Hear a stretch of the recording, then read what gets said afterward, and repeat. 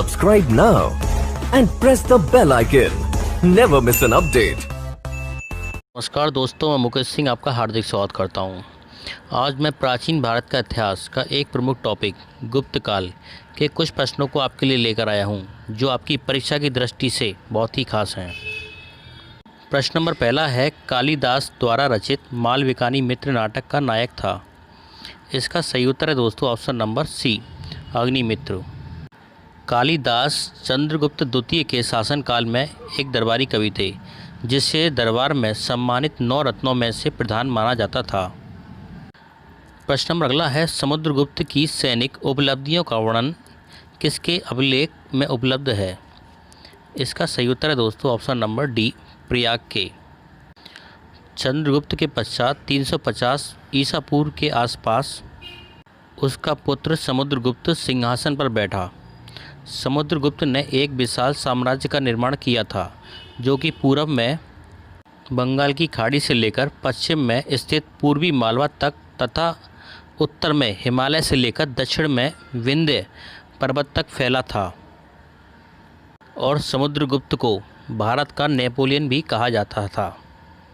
प्रश्न नंबर अगला है, निम्न में से किस काल में स्त्रियों की पुरुषों से बराबरी थी।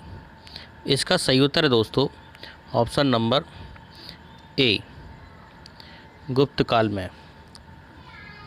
गुप्त काल में स्त्रियों की पुरुषों से बराबरी थी और गुप्त काल में ही मंदिरों का निर्माण कार्य भी शुरू हो गया था, और ऐसा माना जाता है कि गुप्त काल में ही बाल विवाह की शुरुआत हुई थी।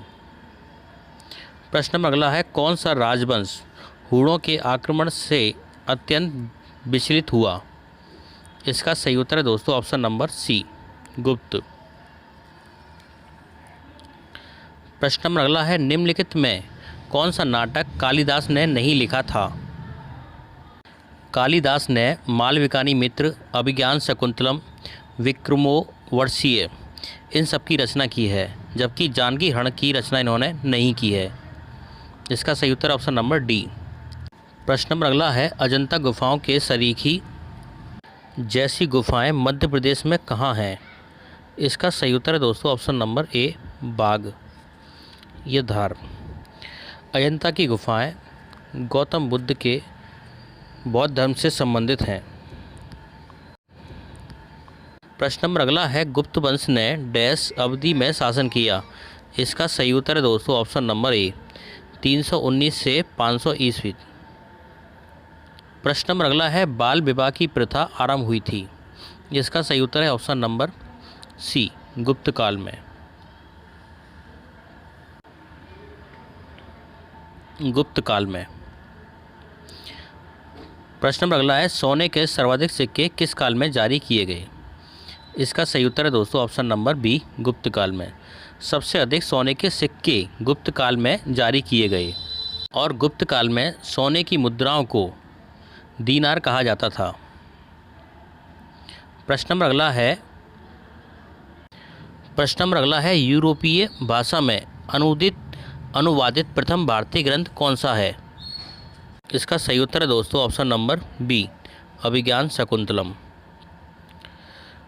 अभिज्ञान शकुंतलम के रचयिता कालिदास और कुमार संभवम के रचयिता कालिदास और भगवत गीता के रचयिता वेद व्यास जी हैं, और कामसूत्र के रचयिता महर्षि वात्स्यायन हैं।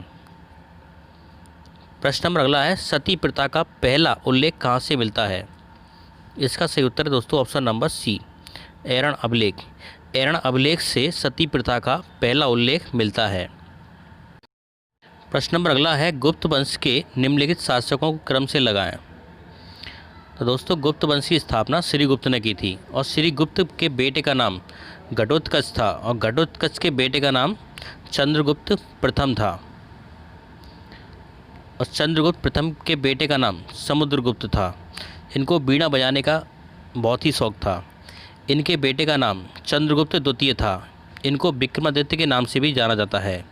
इनके बाद गद्दी पर कुमारगुप्त बैठे, और कुमारगुप्त के बाद स्कंदगुप्त। तो इसके अनुसार इसका सही उत्तर हुआ दोस्तों ऑप्शन नंबर ई, 1, 2, 3, 4, 5। प्रश्न नंबर अगला है, गुप्तकालीन सिक्कों का सबसे बड़ा ढेर कहाँ से प्राप्त हुआ है। इसका सही उत्तर है दोस्तों ऑप्शन नंबर ए, बयाना, भरतपुर। भरतपुर से गुप्तकालीन सिक्कों का सबसे बड़ा ढेर प्राप्त हुआ है।